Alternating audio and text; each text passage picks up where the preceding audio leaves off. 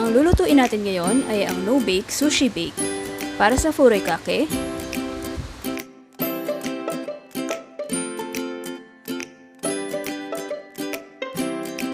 toasted sesame seeds, toasted dilis, nori, sugar, salt to taste, and wasabi powder. Ihalo lang natin ang giniling na nori sa ating toasted sesame seeds. Then, ilagay lang natin yung iba pang mga ingredients. Merong nabibili sa mga supermarket ng furikake na ready mix na. Ngayon, kung wala kayong mahanap, pwedeng ito na lang yung gawin nyo since madali lang naman. Yung salt natin pwede nating i-adjust depende dun sa timpla na gusto nyo, kung medyo maalat or katamtaman lang. Then itong sugar, wala akong white sugar kaya brown na lang yung ginamit ko.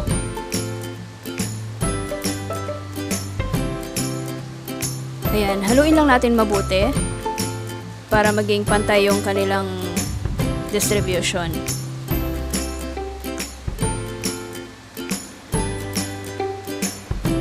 Para sa sushi rice, 2 cups ng Japanese rice or dinurado, then yung rice vinegar.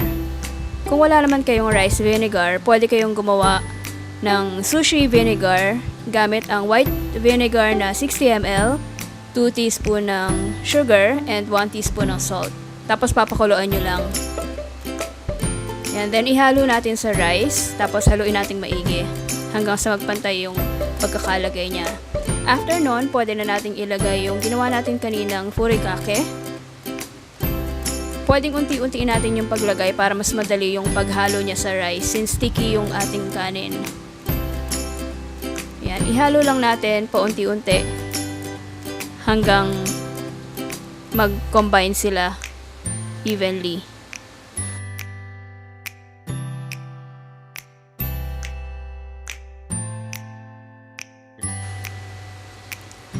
Ayan, nahalo na natin silang mabuti. Ganito yung magiging itsura nila.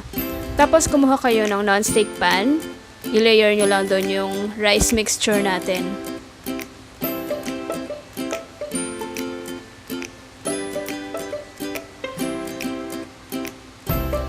Ayan, try lang natin maipantay yung pagkaka-layer or yung pagkakalagay ng rice. Medyo challenging lang siyang ilagay dahil sobrang lagkit.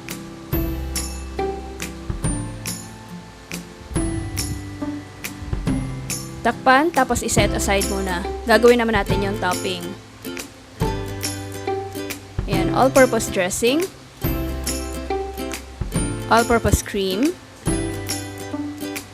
Kikkoman soy sauce, bacon, crab meat, nori, and wasabi powder. Ito yung brand na ginamit ko para dun sa wasabi powder natin.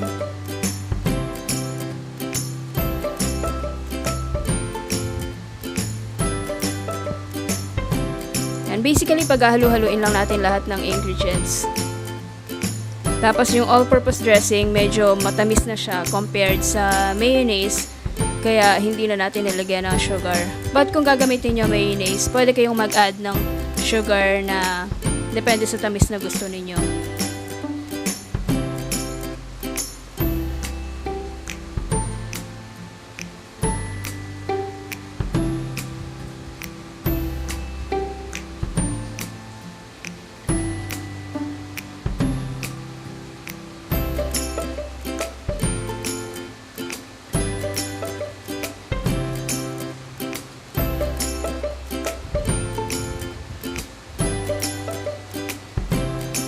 Yung sa wasabi powder, pwede nyong dagdagan.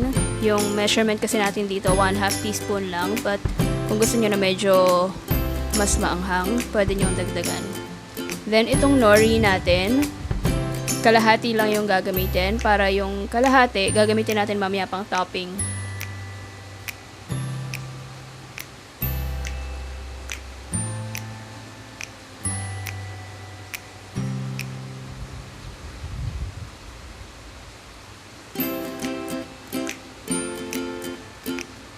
medyo marami yung mixture na nagawa natin. Kung makikita nyo, yung rice natin na 2 cups, parang konti siya para dun sa mixture. Kaya ginawa ko, kalahati lang yung nilagay ko. Then yung kalahati, ni-reserve ko na lang para dun sa susunod na batch.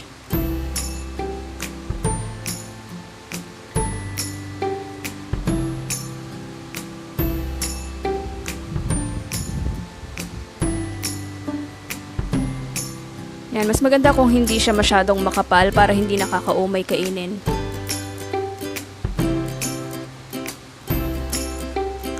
Yan, yung na-reserve natin kanina na nori, pwede na nating i-top ngayon. Tapos lagyan natin ng grated na cheese. Yung ordinary lang na cheddar cheese.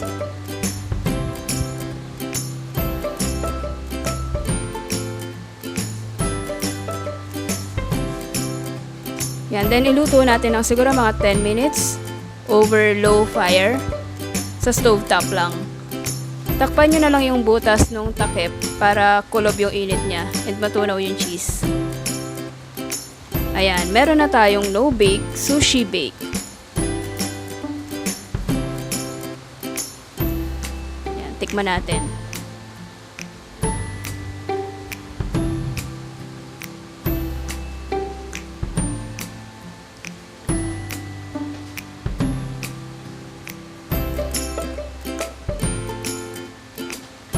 Enjoy!